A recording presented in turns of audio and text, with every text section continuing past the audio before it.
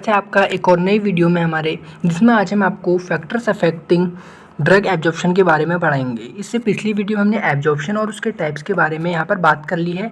यदि आपने वो वीडियो नहीं देखी है तो डिस्क्रिप्शन में जाकर उस वीडियो का लिंक यहाँ पर है, उसे देख सकते हैं, या फिर आप सीधे हमारी फार्माकोलॉजी की जो प्लेलिस्ट है उस पर जाकर वीडियो को देख सकते हैं। तो शुरू करते हैं हम आज का जो लेक्चर है उसको। वो कौन कौन से फैक्टर हैं जो कि क्या करते हैं, अफेक्ट करते हैं हमारे एब्जॉर्प्शन को। तो कह रहा है there are many factors that affect the drug absorption. हमारे बहुत सारे जो फैक्टर्स हैं वो होते हैं। बेसिकली क्या होता है, 3 पार्ट्स में डिवाइडेड है हमारे। पहला है हमारा फिजियोकेमिकल फैक्टर, दूसरा है बायोलॉजिकल फैक्टर और तीसरा है रूट्स ऑफ एडमिनिस्ट्रेशन। तो क्या है, हमारे 3 पार्ट्स में बेसिकली हमने इनको क्या करा है, डिवाइड किया हुआ है। तो हम इन्हीं के अंदर क्या करेंगे, उसके फिर जो हमारा फिजियोकेमिकल फैक्टर्स है उसी के अंदर क्या है, कुछ सब डिवाइड किए गए हैं, उनको पढ़ेंगे। और फिर बायोलॉजिकल फैक्टर्स और रूट्स ऑफ एडमिनिस्ट्रेशन।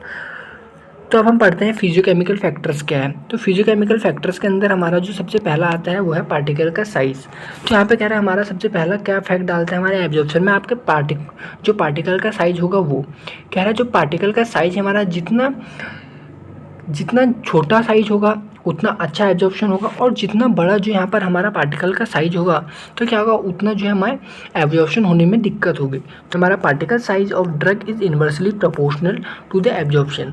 कह रहा है जो हमारा पार्टिकल का साइज है वो क्या है, डायरेक्टली प्रोपोर्शनल होता है हमारे एब्जॉर्प्शन के। फॉर एग्जाम्पल जैसे क्या है, कह रहा है the smaller the particle size, कह रहा है the smaller the particle size the greater will be its absorption. कह रहा है जितना छोटा हमारा क्या होगा पार्टिकल का साइज होगा उतना अच्छा क्या होगा हमारा एब्जॉर्प्शन होगा। और कह रहा है जितना बड़ा हमारा क्या होगा पार्टिकल का साइज होगा उतना कम ही क्या होगा हमारा, उतना कम एब्जॉर्प्शन होगा। इसका भी कारण है, कह रहा है जितना छोटा हमारा पार्टिकल का साइज होगा वो उतना जल्दी क्या हो जाएगा, डिजॉल्व हो जाएगा। और जितना बड़ा हमारा क्या होगा, जितना बड़ा हमारा पार्टिकल का साइज होगा उतना क्या होगा, वो देर में डिजॉल्व होगा। सिंपल है। तो यही है पहले में। फिर दूसरा हमारा फॉर्मुलेशन। अब फॉर्मुलेशन आप जानते हैं क्या होती है, हमारी फॉर्मुलेशन कई प्रकार की आती हैं, सॉलिड में आती है, लिक्विड में आती है, पेरेंटल में आती है, इंजेक्शन। जैसे कि आप समझ सकते हैं जो हमारा पैरासीटामोल होता है वो किस किस में आता है, आपका सॉलिड में आता है, लिक्विड में भी आता है और पेरेंटल आता है। आप उसको क्या है इंजेक्शन के थ्रू भी लगा सकते हैं, उसका क्या आता है सिरप भी आता है, और क्या होता है सॉलिड भी होता है।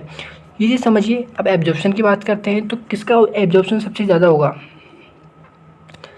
तो सिंपल है, किसका होगा सबसे ज़्यादा एब्जॉर्प्शन होगा हमारा पेरेंटल का। क्योंकि वो सीधे कहाँ जाता है, हमारे सिस्टमिक सर्कुलेशन में जा रहा है, हमारे सीधे हम क्या करते हैं उसे वेन में इंजेक्ट करते हैं फिर, तो उससे क्या होता है वो सीधे सिस्टमिक सर्कुलेशन में जाता है। सॉलिड का क्या होगा, सॉलिड का सबसे कम होगा। सॉलिड का सबसे कम क्यों होगा, क्योंकि वो क्या होता है हमारे जीआईटी से पास होते हुए जाएगा, ठीक है। फिर यहाँ पर हमारा लिक्विड है, लिक्विड का फिर क्या होगा, दूसरे नंबर पे होगा। पहले नंबर पे सबसे ज़्यादा होगा हमारे पेरेंटल का, दूसरा क्या होगा हमारा, दूसरा होगा लिक्विड का, और सबसे कम होगा हमारा एब्जॉर्प्शन सॉलिड का।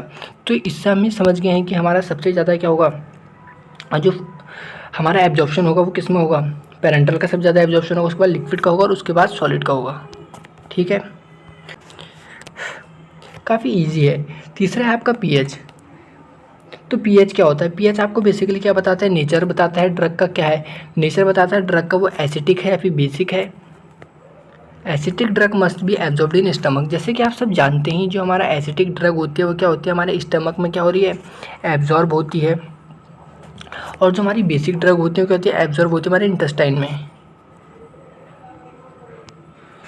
फिर हम देखते हैं कंसंट्रेशन। अब कंसंट्रेशन की बात आती है तो कह रहा है कंसंट्रेशन क्या होता है, higher the concentration of drug is the greater will be its absorption. हम ये कह सकते हैं कि जितना ज़्यादा हमारा क्या होगा कंसंट्रेशन होगा उतना ज़्यादा एब्जॉर्प्शन होगा, और जितना कम कंसंट्रेशन होगा उतना ही कम एब्जॉर्प्शन होगा। फॉर एग्जाम्पल हायर कंसंट्रेशन, ज़्यादा कंसंट्रेशन होगा तो हमारा ज़्यादा एब्जॉर्प्शन होगा, ठीक है सिंपल। ज़्यादा कंसंट्रेशन होगा तो ज़्यादा एब्जॉर्प्शन होगा, और अगर कम होगा तो एब्जॉर्प्शन भी कम होगा। अब आता है हमारा लिपिड सॉल्युबिलिटी। लिपिड सॉल्युबिलिटी क्या है, lipophilic nature drug has slightly higher absorption than hydrophilic. तो कह रहा है जो हमारा लिपोफिलिक नेचर होता है ड्रग का, क्या होता है उसका हायर एब्जॉर्प्शन होता है अगर हम बात करें हाइड्रोफिलिक से। क्योंकि हमारा जो मेम्ब्रेन ट्रांसपोर्ट में क्या होता है, जो लिपिड सॉल्युबल ड्रग होते हैं क्या करते हैं, क्रॉस करती है मेम्ब्रेन को।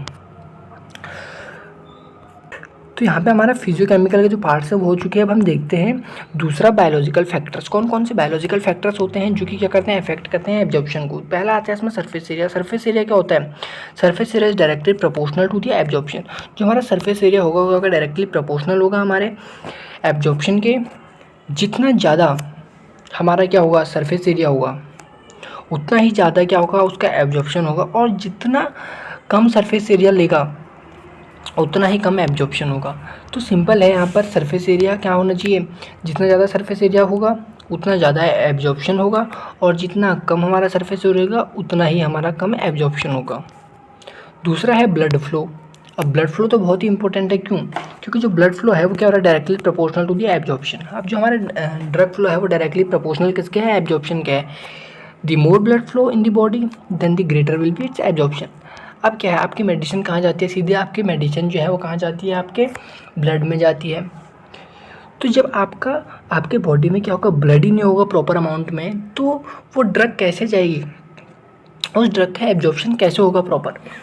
तो सिंपल है कि जितना ज़्यादा आपका बॉडी में क्या होगा, ब्लड होगा, जितना ज़्यादा आपकी बॉडी में ब्लड होगा उतना ही ज़्यादा क्या होगा उसका एब्जॉर्प्शन होगा। अब जितना कम ब्लड होगा उतना कम एब्जॉर्प्शन होगा, सिंपल सी बात है। फिर आता है हमारा मेम्ब्रेन ट्रांसपोर्ट। अगर आपने जो हमारे मेम्ब्रेन ट्रांसपोर्ट, ये जो है पैसिव ट्रांसपोर्ट, फैसिलिटेटेड ट्रांसपोर्ट और एक्टिव ट्रांसपोर्ट के बारे में नहीं पढ़ा है, तो यहाँ पर जो है एब्जॉर्प्शन वाली वीडियो है और उसके टाइप्स वाली वीडियो है, आप वहाँ जाकर उस वीडियो को पहले देखिए। ये आपको ऐसे समझ नहीं आएगा, उसमें जो है आपको प्रॉपर एक्सप्लेन किया हुआ है। तो इसमें क्या है, अब जो मेम्ब्रेन ट्रांसपोर्ट है इसमें क्या होता है, जो पैसिव ट्रांसपोर्ट होता है, फैसिलिटेटेड ट्रांसपोर्ट और एक्टिव ट्रांसपोर्ट। तो इसमें जो होता है सबसे ज़्यादा एब्जॉर्प्शन किसका होता है, पैसिव का, फिर फैसिलिटेटेड और फिर एक्टिव ट्रांसपोर्ट का। अब इसमें क्या होता है, जो हमारा पैसिव ट्रांसपोर्ट होता है इसमें क्या होता है, कंसंट्रेशन ग्रेडियंट पे डिपेंड करते हैं। हाई कंसंट्रेशन से लो कंसंट्रेशन में क्या करता है, जो ड्रग मॉलिक्यूल होता है वो मूव करता है। फिर जो हमारा फैसिलिटेटेड ट्रांसपोर्ट होता है उसमें क्या होता है, जो हमारा फैसिलिटेटेड ट्रांसपोर्ट होता है बेसिकली इसमें क्या होता है, हमारा एक्रॉस मूव करता है कंसंट्रेशन ग्रेडियंट के। और जो एक्टिव ट्रांसपोर्ट होता है, एक्टिव ट्रांसपोर्ट क्या होता है, इसमें क्या होता है, एनर्जी रिक्वायर होती है। एटीपी से क्या होता है, एडीपी में कन्वर्ट होता है। अब एनर्जी रिक्वायर क्यों होगी, क्योंकि ये क्या है, ये वर्क कर रहा है अगेंस्ट दी कंसंट्रेशन ग्रेडियंट। ठीक है, कंसंट्रेशन ग्रेडियंट के अगेंस्ट वर्क कर रहा है। यहाँ पे क्या होगा, लो कंसंट्रेशन से हाई कंसंट्रेशन की ओर क्या होगा, जो मॉलिक्यूल होगा वो मूव करेगा। अब आता है हमारा चौथा फूड। फूड भी एब्जॉर्प्शन में जो है बहुत ही महत्वपूर्ण होता है, क्योंकि food will also affect the absorption of drug. अब जो फूड होगा वो भी क्या है, एब्जॉर्प्शन को कुछ ना कुछ इफेक्ट तो करेगा। If the food is the present inside the stomach, अगर आपने खाना खाया है वो क्या है आपके स्टमक में है, then its dilute the drug and absorption will be decreases. तो क्या करेगा, वो डाइल्यूट करेगा आपकी ड्रग को, जिससे क्या होगा, आपके ड्रग का जो एब्जॉर्प्शन है वो कम होगा। Take medicine after some time of meal food. अगर आप फूड के साथ क्या खाएंगे, अगर आप खाली पेट खाएंगे दवाई तो उसका एब्जॉर्प्शन जल्दी होगा। और अगर आपने खाना भी खाया फॉर एग्जांपल और आप मेडिसिन भी खा रहे हैं, तो यहाँ पे क्या होगा, दोनों चीज़ों का एब्जॉर्ब होगा, खाने का भी होगा और आपकी ड्रग का भी होगा। तो क्या होगा, थोड़ा टाइम लगेगा उसमें, तो क्या होगा, वो क्या है कुछ ना कुछ इफेक्ट कर सकती है आपकी बॉडी में, प्रॉपर तरीके से जो है एब्जॉर्प्शन नहीं हो सकता उसका। फिर आपका तीसरा है रूट्स ऑफ एडमिनिस्ट्रेशन। मतलब वो कौन से रूट्स हैं एडमिनिस्ट्रेशन के, जो routes of drug administration affect the drug absorption. तो जो आपके रूट्स हैं ड्रग एडमिनिस्ट्रेशन के वो अफेक्ट कर सकते हैं आपका एब्जॉर्प्शन को, because each routes had its own characteristics. क्योंकि हर रूट्स के पास क्या है, अपना अलग कैरेक्टरिस्टिक है। जैसे कि आप समझिए कि जो आपका ड्रग है आप एडमिनिस्ट्रेट करते हैं ओरली, आप अपने मुँह से क्या करते हैं, टैबलेट को ले रहे हैं फॉर एग्जाम्पल, सिंपल समझिए।